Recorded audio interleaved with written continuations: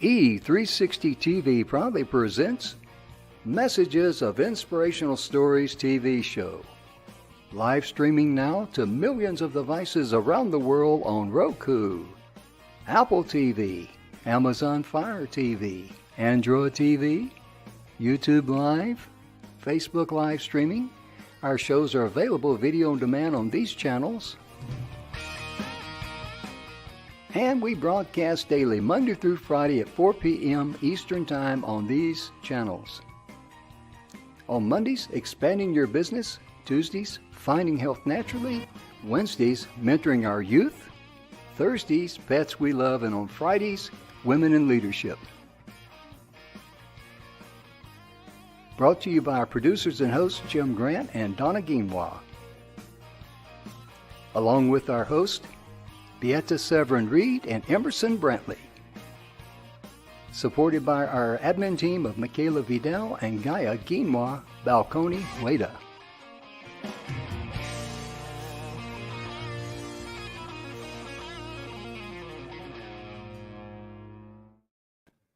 And good afternoon, ladies and gentlemen, and welcome to the show. The Messages of Inspirational Stories is proudly brought to you by the good guys at the 6minutewebinar.com. And Emerson, we need to, by the way, Emerson, good to see you here there on this wonderful Monday. Hello, Jim. Folks, we're going to have to upgrade our intro video because Thursdays has turned out to be a very, very special day for this program. And Emerson, I think we're going to call it Ideas Worth Knowing, aren't we? Yes. We really are, because an opportunity came our way. And Emerson, I'd like for you just to share a little bit about the opportunity. It's also you folks out there in TV land, pay attention, because this is not what's in it for me. This is what's in it for you. Well, I've had a good relationship with Mikelewis, who is a top publisher, primarily of business books. In fact, he's published a number of books that either I've written or I've been a writer in. And I've seen him work with well over 800 to 1,000 best-selling authors. And he really cracked the code on what it takes to make it into a bestseller.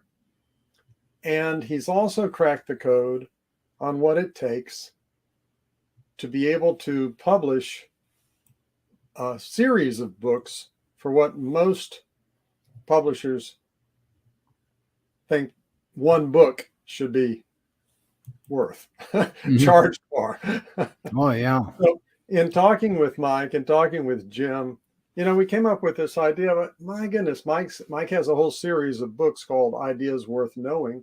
I said, why don't we create a day of the week where we bring in people who have ideas worth knowing, who have good insights and good instincts and who understand what's going on. And, for example, one of the things that I'm working on with him is in the AI space and in really finding a way to tone down all the volume about artificial intelligence and get the real facts for people to be able to access and use in their business.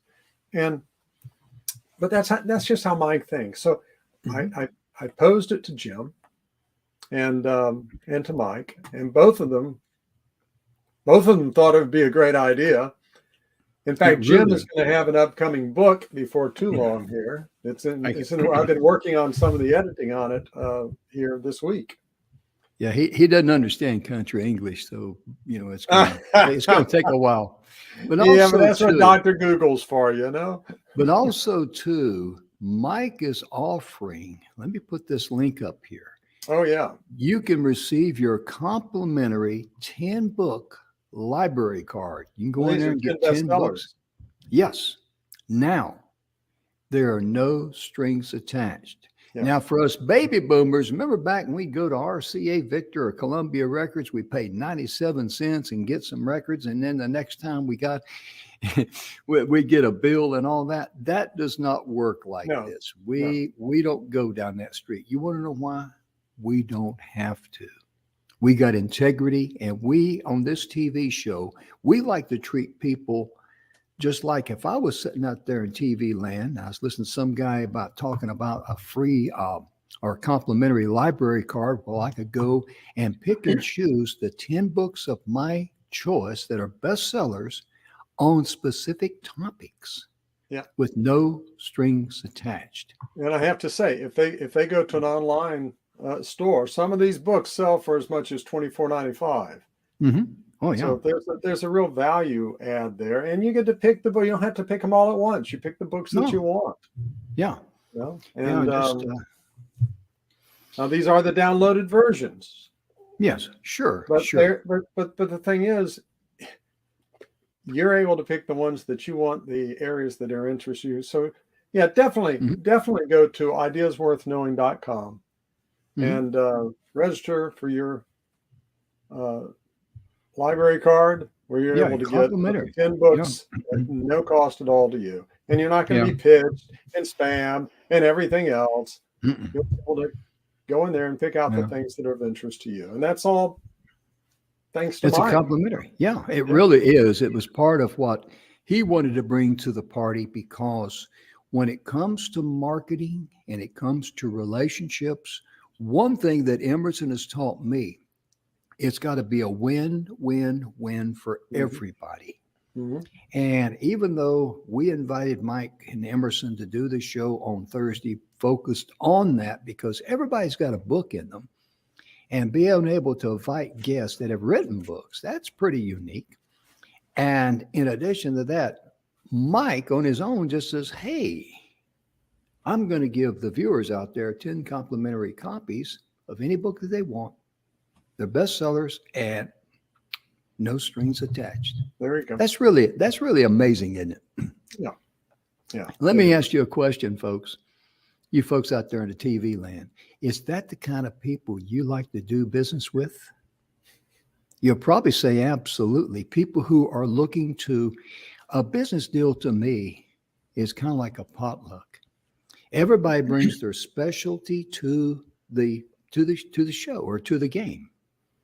And we all share, and everybody wins all the way around, and there's enough left over for everybody. And that's the way I like to do it, because I've been involved in situations where, one person only be interested in what's in it for them. And, people like that, say, thank you, but no thanks.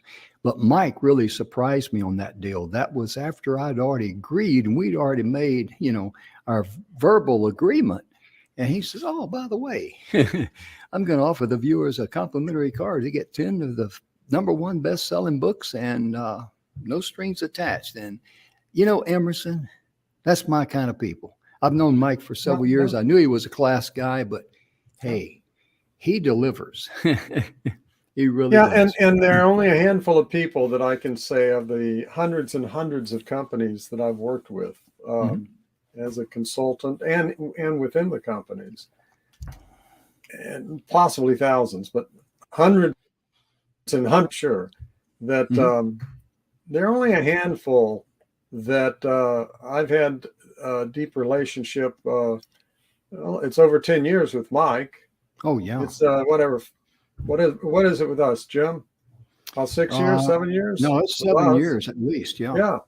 Mm-hmm. So building long-term relationships of value and trust. Mm-hmm. In marketing, that really, I tell people, that's what you're looking for. Mm-hmm. You're looking for those long-term, mutual, valued relationships. Mm-hmm. And it's not just you want to pay with cash or credit, It's not just how much you're able to sell them at that moment. Mm-hmm. It's the relationship, because that long-term relationship of value and trust is something that will continue on and on and on, and continue to refer people and purchase from you, and you're not, all you're doing is finding the right people and repelling the ones that aren't. Yeah, exactly. And you build a trust where that person can say, Emerson is a go-to guy. You are a go-to person. That's what powerful. You want. Yeah. And a lot of people, Emerson and I were talking about this. We decided to do the show on this today. A lot of people think getting people to their website, advertising is the thing to do. And a lot of people are getting on board with AIs and social media thinking that's the thing to do. But Emerson, there is more substance to it than that, isn't it? Oh, yeah. Yeah, it's you get somebody in your door, or you get somebody on the phone or on your website, and you have a visitor. And maybe you have a sale. You want cash or credit. Maybe you have a sale. But, there are two examples that I use, Jim.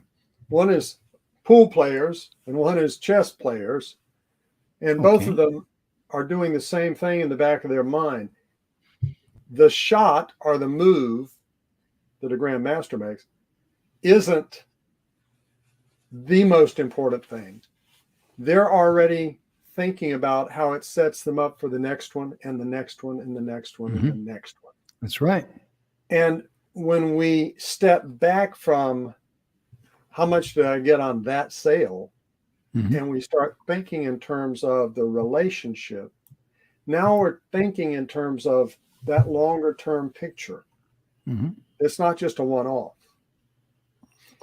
And what we're going to talk about today is something near and dear to my heart, which is even bigger than your marketing alone. The thing that really takes your marketing to the next level, and that is publicity and PR that you're doing. Oh, yeah. Because that gives people more insight into you, and it does it in a newsworthy type of a fashion, as opposed to a promotional type of fashion. Oh, yeah. I mean, I get emails in all the time, 30% off on this, 30% off. And this one company, and I've approached them, and they're kind of like, no. We're going to keep doing the 30% off. Well, 30% off is not really a big deal unless you are in that market. And they think that money is what's going, or discounts is what's going to attract people.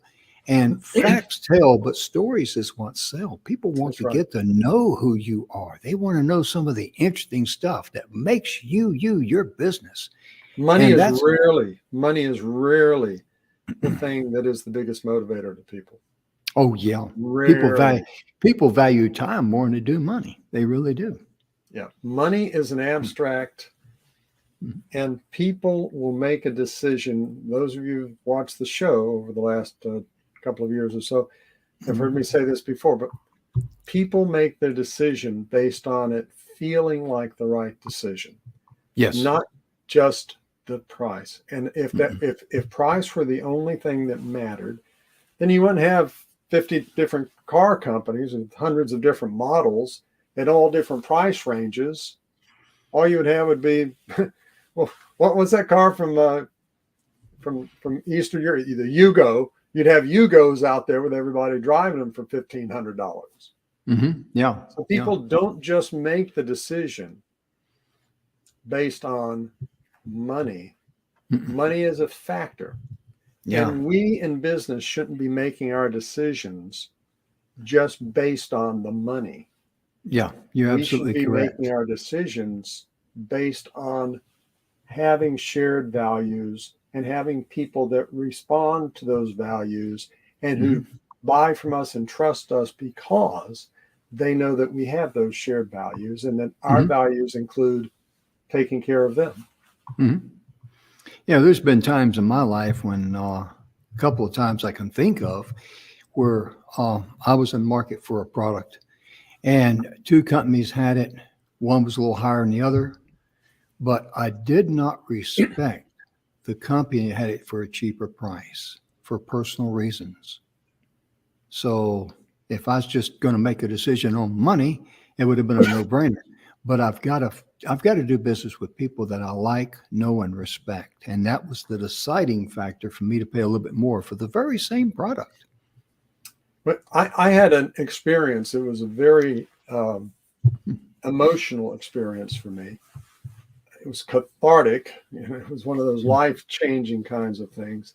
Okay. I was in a mall. This is back around 2008, 9. I think it was 2008, Christmas. And those of you who were, around and in business know that was a pretty catastrophic time for businesses.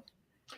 So it's the week after Christmas, and I'm walking through this mall. I don't even remember why I was there. It isn't a place I usually would go, but I'm walking through this mall, and I would say well over half of the stores were closed and papered over. All of the stores that were left had 40, 50, 60, 70% off banners hanging in their windows. And folks, I started choking on the emotion. A couple of people actually came by and asked me if I was okay, because I knew here were people who had poured everything they had into their business, and they were cutting their own throats because they were the farmers. The whole thing about farmers, you don't eat your seed, right? Right. You don't eat your seed because you don't have anything to plant for the next season. Well, they were cutting their profits, which is how they kept all of the different families and people that worked for them in, on payroll, and were able to order and have credit with their suppliers, and on and on and on. And they were just desperate because they didn't understand. You can't do that.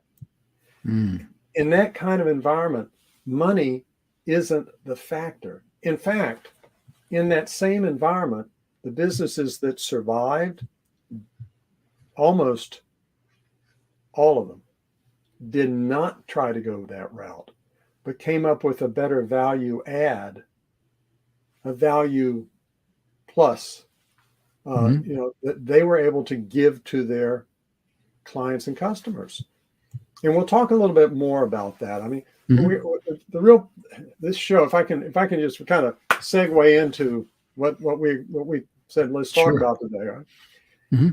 I have used publicity and promotion for years, and most of you know me as somebody who does marketing strategy, copywriting, and I've worked with hundreds and hundreds of businesses, done well over 10,000 campaigns in over 30 countries around the world.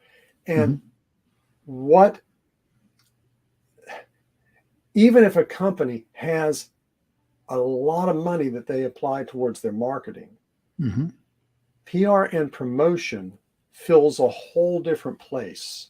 Yes. And it actually energizes that marketing, and it does things that the marketing, the advertising, the promotional things that you do, the email and the posts and things, that no matter how good you are, and a lot of people know me as a copywriter, so I mean, writing copy that gets people to convert, that's one of the things I'm known for.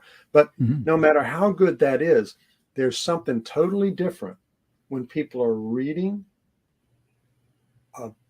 an article, or they're hearing an interview like on this show right here, and having a host that's talking with you.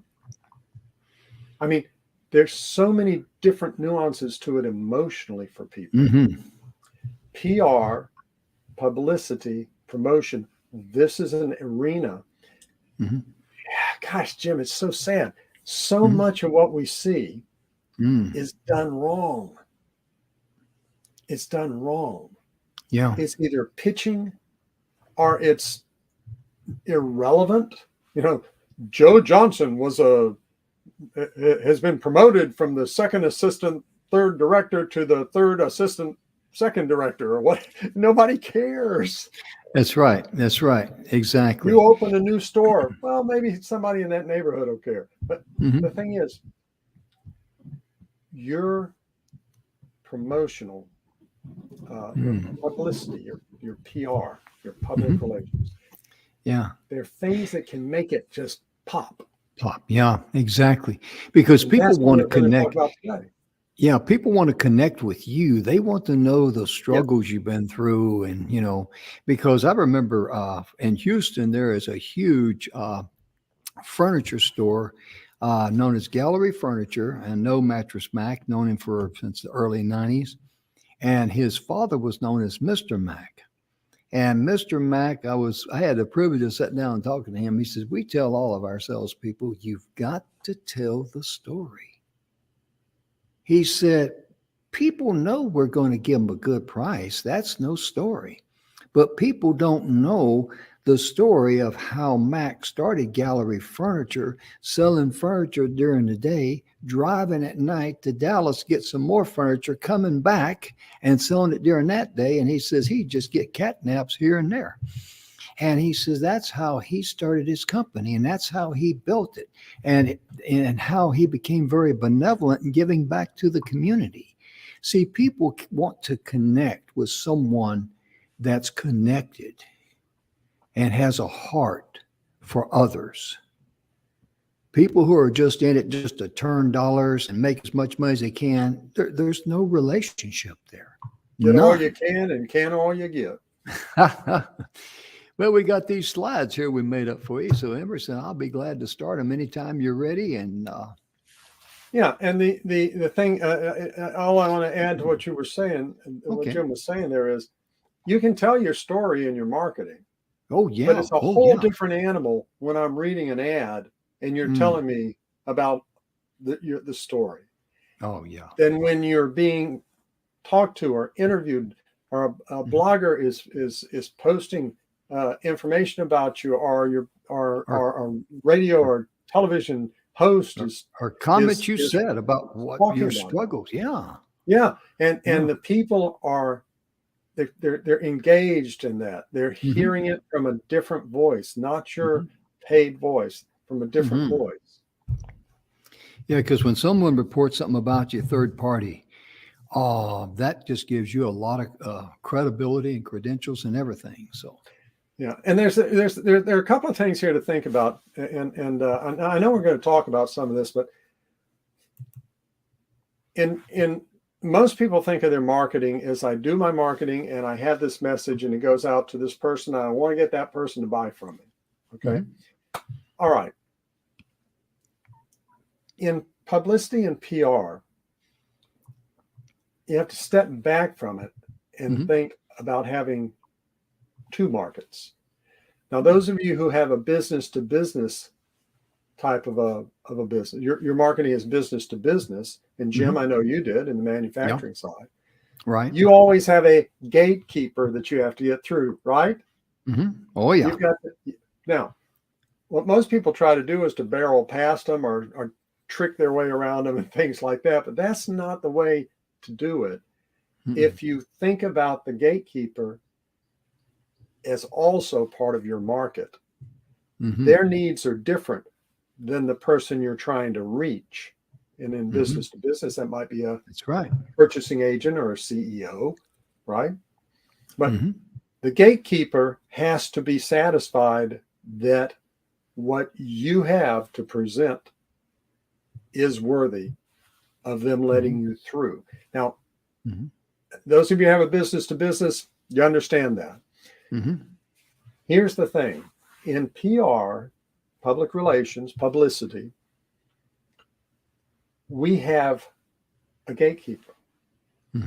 And we have to satisfy the gatekeeper that the message is on target. Now, that gatekeeper might be the editor, might be the news director, it might be the blog post owner, could be the talk show host like Jim here. But if Jim gets a message about your business and it has no relevance at all in his mind to his market, who is the audience for the show, what do you Amen. think he's going to do with that? Yeah. So Jim is your market as well. Mhm. Jim has to be satisfied that this is the right fit. Mhm. And Jim then will let you be on the show. And the news editor or news director or blogger or influencer, they will give you a lot more voice than you would ever have by buying it, just by buying an ad alone, whether it's online or offline, because there's this implicit endorsement of you simply by having you there. Can you feel what I'm talking about there? So when Jim has somebody on the show and he's talking to them, he's querying them, he's asking them questions, well, what happens is it opens them up. Mm-hmm. And for viewers, ask yourself this question. As a viewer, is that something that matters and that feels different than if Jim, and Jim has ads too, but that's different than, now we're going to have a break for our sponsor, right? Yeah. That's a totally different feeling. Mm-hmm. Yeah. It's a conversation. It's a relationship. Yeah. I remember when I was invited to speak at a summit over in India on rainwater harvesting and water conservation. And the young lady who was putting it on, Vanna, wanted me to be on there. And I says, Vanna, I'm not a subject matter expert in that arena. I said, the only thing that I can tell you about water conservation, when my kids are growing up, I'd yell at them, tell them to shut the water off, quit wasting it. But that's it, because I knew as a professional, my number one responsibility to the event coordinator is to make the event coordinator look good to their audience. Oh, yeah. A lot of people give them a chance to be on stage. Oh, yeah. They want to get on there and they want to talk about how great they are, what they've done, this and that, and what they got for sale and all that. And, like Emerson says, after everything you say, ask yourself an honest question. So what? So what values this bring? So as we continued talking, I told her, I says, well, I could give a presentation on how people could get their community involved. She says, oh, that would be perfect. So I took the 6-minute webinar. Let me put the website up there. And I created a 6-minute webinar presentation, and I adapted it, made it, expanded it in areas I need to expand to fill my time. And the very first comment, now the King of Almond was a guest of honor there.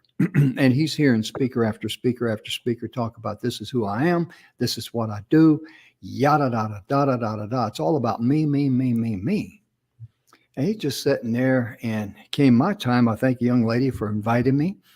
And my very first comment, and I got this compliments of the 6-minute webinar. My very first comment was that, ladies and gentlemen, during my presentation today, I'm going to share with you 3 proven ways that you can get your community involved to make your community a better place to live. And when I said that, the King of Almond, he was sitting back like this, and all of a sudden he kind of like leaned forward a little bit. That what does his body language tell me? That I was different, and he thought, maybe this guy's got something I want to hear. That's the purpose of it. So going along with what Emerson was saying there, you've got to be able to make sure that you satisfy everyone's needs. My number one responsibility was to the event coordinator to make her look good for having me on her show, and that's the way I accomplished it. And I want to interject here, okay? Because a lot of times I've seen this happen. People think about PR or publicity as, well, you can't pitch, you can't do this, you can't do that. It's kind of milky toes, kind of. You know what? When you answer the why for that gatekeeper, you can have, in many cases, opportunities and offers and other things that people, you can say things in your press release that they will carry word for word if you understand what their needs are. Yeah. And I have done it. I can tell you this in one case. Every publicity or PR campaign, PR means press releases. Everyone is a little different, but I managed to take an unknown 20-something, and over a period of several months of consistently building the press release base, was able to get him on every national major talk show for almost 2 years. Wow. The very first one that he was on, we got the call from New York, and I won't forget, it was the Donnie Deutsch show. He had his own TV show at that time, and they said, "Can you be in New York tomorrow morning at 8:00?" Now, folks, when you get a question like that, there's only one word in the entire Merriam-Webster dictionary for that question to answer it. That is absolutely. Yeah. And we were, and within 48 hours, we had 3 more talk shows, and it just went on from there several times a week for over 2.5 years. Wow. The thing is, we were answering the needs for those gatekeepers. And with that, we were able to get the podium to be able to reach millions of people. And by the way, they do let you do things on almost any show that you're on, or any publication that you're in. They do let you offer things in most cases. If you have a checklist, if you have a book, if you have whatever it is. Oh, yeah. So, I mean, you have the ability to use this to feed your bigger marketing program. And you have the ability to use publicity and PR to do things that your regular marketing, that you're paying out the wazoo for, to do things and to touch people and reach people in ways that your marketing, by and large, isn't able to do because it's seen as promotional. And this is seen as newsworthy and interesting and counterintuitive, maybe even a little disruptive, and relevant. And like Jim said earlier, a story. Oh, yeah. Right? Oh, yeah. Say it again, Jim. Well, facts tell, but stories sell. Stories sell. That's what people want to buy into. And we got 10 slides here. We wanted to share some great. Yeah. All right, let's start with slide number 1. Here we go, Emerson. I'm going to let you take the ball and run with it. Yes. So press releases are that story. And your press release has certain format that it kind of follows. But think of it, if any of you who ever studied about the news pyramid, who, what, where, when, how, why, right? It's getting the facts up front and having it in a way that makes sense. This is your story now. Now, don't just tell the story. One of the little techniques to use is to bring in a couple of quotes to tell parts of your story. Not just from you, but maybe from one of your clients or from a case study that you had, or some aspect of it that is a direct quote and is timely and is relevant. Yeah. Because but here PR locally, especially, is a super advantage. Oh, yeah.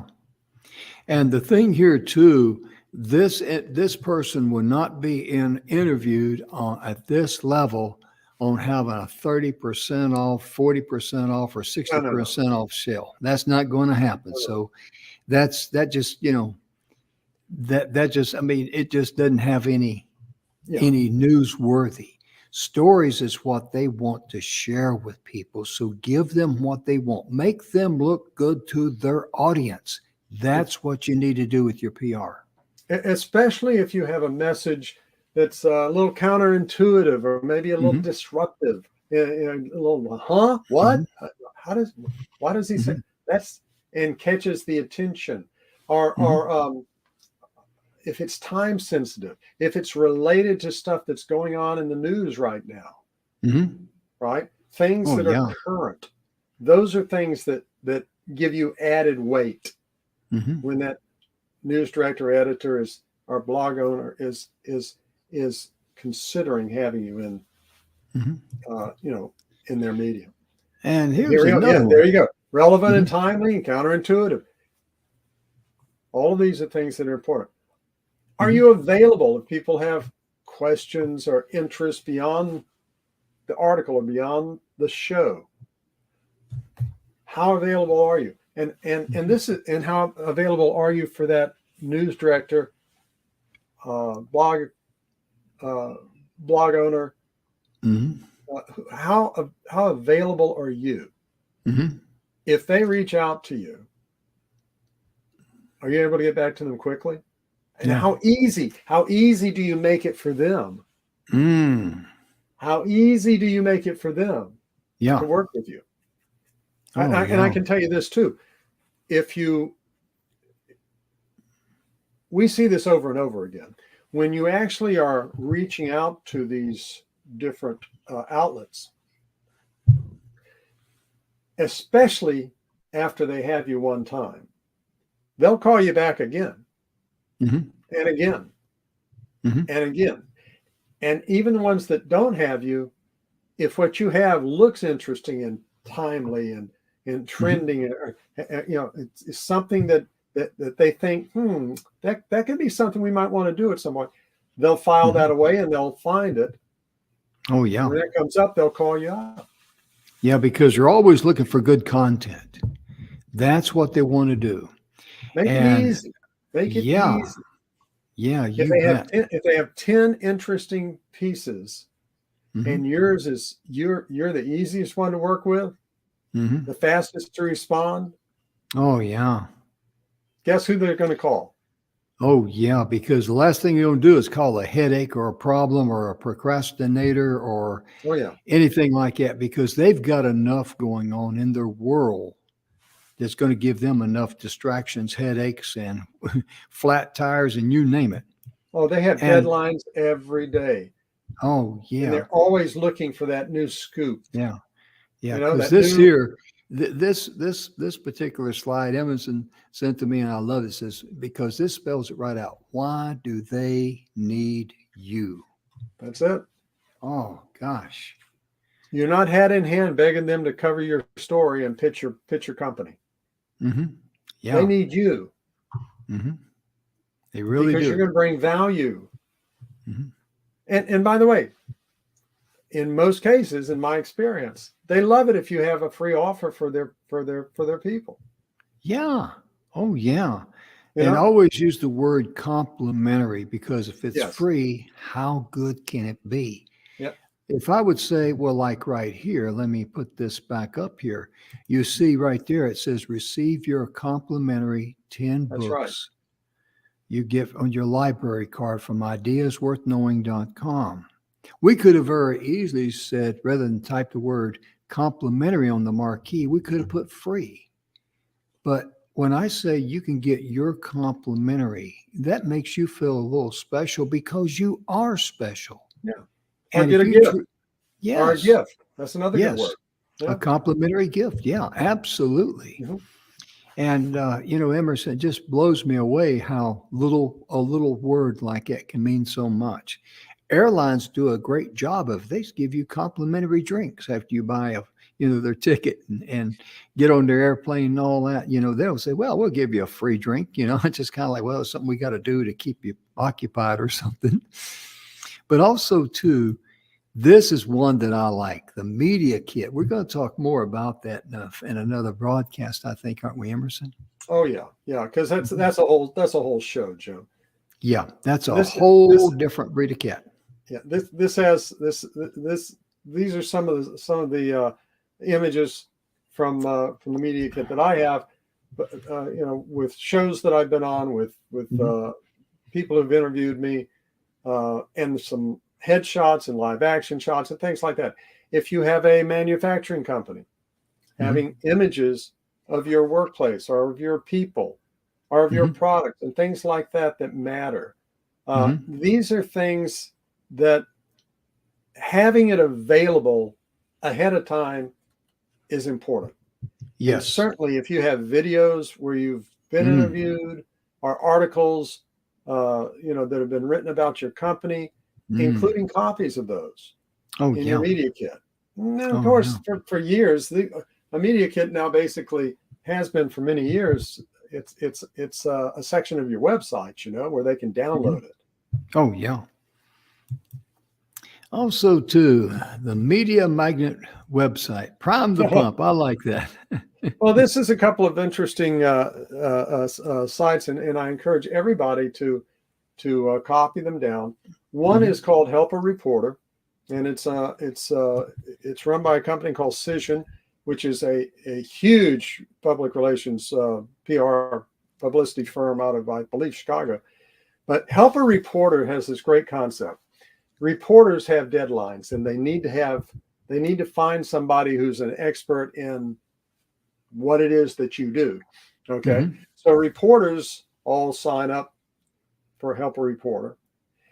And then Help a Reporter has another section of their site where people who are expert, for interviews or articles can select the categories that you're best in, and they put them together. So if a reporter says, I need to have an article on XYZ, Help a Reporter matches that up with people who have said, oh, that's the category that they are specialist in.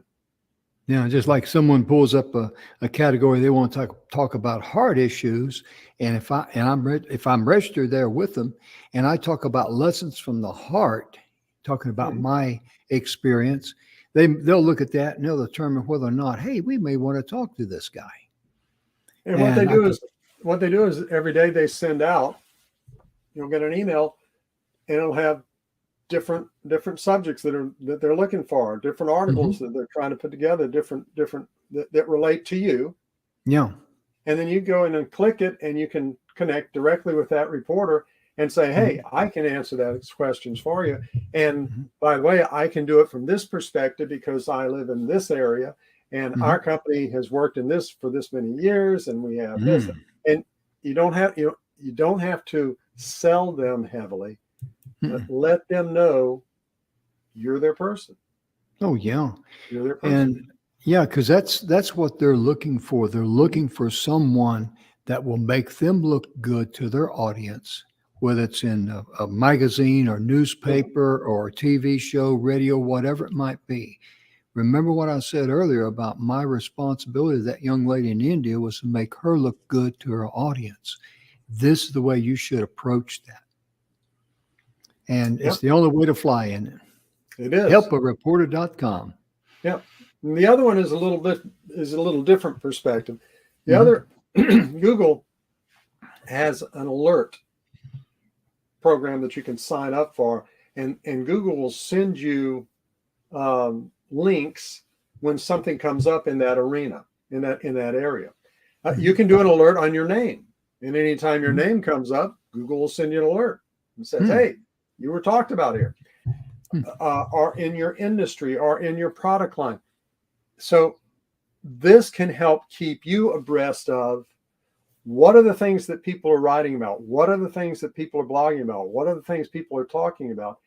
And it keeps you abreast of that so that you are able to, you can reach out to them separately, okay, those outlets, or you can begin putting together another press release that has to do with that topic. Like, what's the hottest topic right now, Jim? artificial intelligence. Oh, yeah. Everybody's jumping on board on that one. Yeah. Which is why I've been working, day and night, putting together a website to keep business owners posted with the latest news on AI, news they can trust. So that's good. So helpareporter.com and then google.com/alerts. So check it out, please. They both are excellent, and they only send you things that are specific to what you've asked for. Just make sure with Help a Reporter, you're not their job isn't to sell you. What you need to be able to do is to fill their need. And what you will get from that is an immense amount of recognition, credibility, and name recognition and credibility. And when you have articles and blog posts and news feeds out there that you're able to pull right into your website or reprint and send to people by snail mail, for that matter, that just adds to everything else. You see what I said when I said originally, there is nothing like publicity and PR that will add to the value of any marketing that you're doing. Let's go on to slide number 6. Hopefully we'll get done these today. We got about 10 minutes left. I think we will. I think we will. We're going to do a couple of little case studies that from my own past. Years and years ago, I was a salesperson. I'm one of the few people that you've ever met. Probably Jim, who was in sales and face-to-face selling for about 10 years. And I've spent most of my career in marketing. Most people in sales really aren't that keen on marketing. Most people in marketing don't have any experience in sales. So it kind of makes it a little unique. But I was a salesperson with a company called Emory Air Freight. Our biggest competitor was FedEx, Federal Express. So as a salesperson in this huge territory that I had, I built a 14-year-old office, and I doubled the size of that office over a period of about a year. And we grew it so much that we changed planes from a little beach craft. That's a little plane like you'd fly out from your municipal airport to I think it was a DC-9 or DC-10. So I think it was a DC-9. It was an older prop plane to a 727. All within the scope of less than a year. Now, I called the home office. I said, hey, I want to get some publicity about this. And they said, and Jim, you and I have tossed this back and forth a few times on these shows, but they said, son, we drop new metal into towns all the time. There's no news here. Get back out there and sell some freight. Well, that wasn't good enough for me. And so what I did was I personally set about to put out the press releases and put out the information. And I had at 4:30 in the morning, for those military like Jim, at 04:30, we had a representative from the mayor's office, a representative from the Port Authority. We had a television station. We had newspaper reporters and radio. I had actually about, I don't remember how many. There were 10 or 12 regional newspapers that covered it all together. They weren't all out there at the same time. And a whole bunch of radio stations and all the TV stations. And what were they there for at 04:30, Jim? They were going to do their impersonation of Fantasy Island. The plane, boss, the plane. They were filming a plane. A plane at an airport. An airplane at an airport at 4:30 in the morning coming in for a landing. Now, but, if that ain't some PR selling, I don't know what is, Well, it was all PR. I didn't have a budget to do any of it. I was doing it in between 25 sales calls a week. And folks, the power of it, we had over, in today's money, well over $250,000 worth of promotional benefit from that, and added even more to the growth of that office. So PR, in fact, I call what I do, Jim, I have a different name for it. I call it DRPR, because direct response is the kind of marketing that I'm best known for. A response, not just to build your image. And before we go to PR, that is designed to get a response. Just before we go to the next slide, I got to tell you, I still crack up. Here's the airline pilot's been flying all night. They land there at 4:30. They come out, open up the door, come outside, and all of a sudden, here's this news media and bright lights and all that. Bright lights. Poor guys. Anyway, here's number 8, case study number 5. Oh, this is a good one. Go ahead. Oh, I call this the marketing trifecta. Okay. If you don't have some charity or some cause that your business is behind, get one, find one, make it one that matters to you. The trifecta here is one that generated over 3,000 media events when I was doing work with American Forest. Now, this was a for-profit arm of American Forest, which is the oldest conservation group in the country. And we tied in another nonprofit, the Veterans of Foreign Wars. And we got Walmart, who understands how this stuff works and the importance of it. And they funded this campaign that generated over 3,000 media events in a single weekend, Memorial Day weekend that year. The power of that, it blew out the servers and the phone systems, with the phone calls coming in and people trying to get onto the site to order the historic trees that we had and things like that. That's the power. And this doesn't happen from having a great press release with a great headline. This was a campaign that we spent several months building.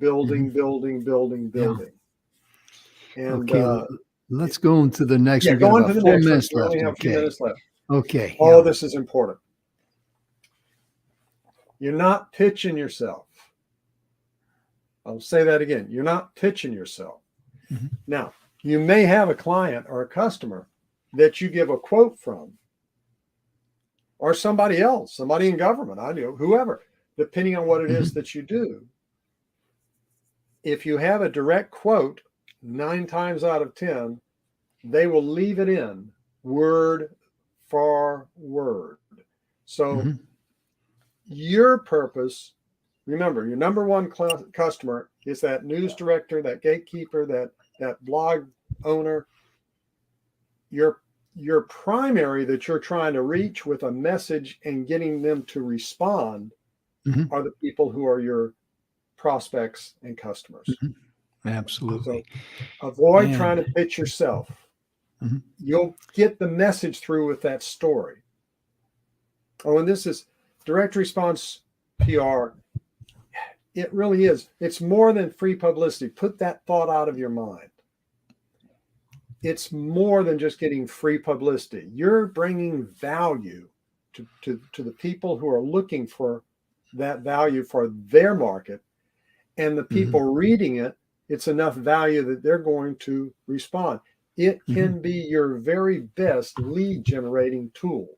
And I don't know how many people remember this. There was a piece that came out years ago, or a book, 6 Degrees of Separation, I think it was called. And I may have the name wrong, but it basically was, no matter who it is in the world that you want to meet and talk to, you basically are 6 people away from that person. Now think about that. The people that you want to have as your clients, if you could have your top 100 best of best of best, you're no more than about 5 or 6 people away from them connecting with you.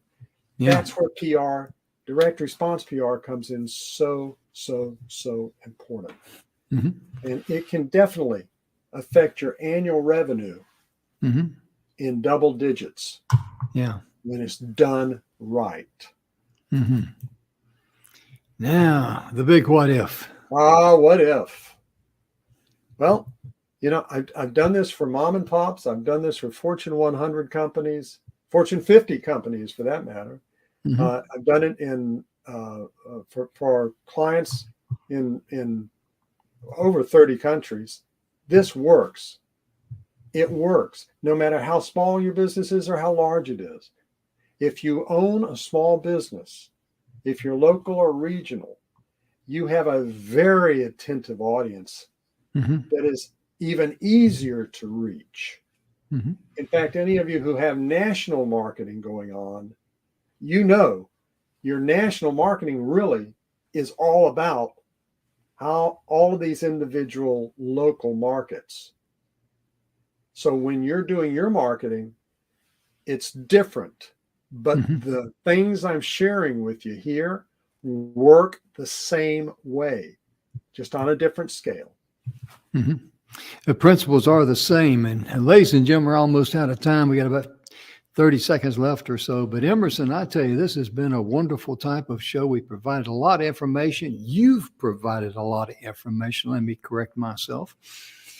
And Emerson's going to be back with us on Thursday, him and Mike. Well, Mike's got jury duty, doesn't he? I think so, or something. Yeah, I'm not sure. We'll cover it one way or the other. Yeah, but we're going to be talking more about the, ideas worth knowing. We're going to be covering that. We're going to be sharing some stories there because everybody's got a book in them. But ladies and gentlemen, our time is gone. Thank you so much for tuning in. Be sure and like and share the show with others. We're available video on demand, YouTube, on our website, you name it. Your contact information there, Jim, your email? Yeah, I've just thought I had it in that there. Up there too, because anyone who wants it, I'll send my template for a good press release. I'll send it to you, Jim, and you can give it to them. Okay. Yeah, just email us at inspiration@e360tv.com, and we will lock and load that thing in there and get it going to you. Ladies and gentlemen, we're out of time. We got to go. Have a blessed day, evening, whenever you see this. Emerson, thank you so much. And on behalf of Emerson and myself, we sincerely hope that you're healthy, happy, and blessed in all areas of your life. We'll see you tomorrow. Bye-bye.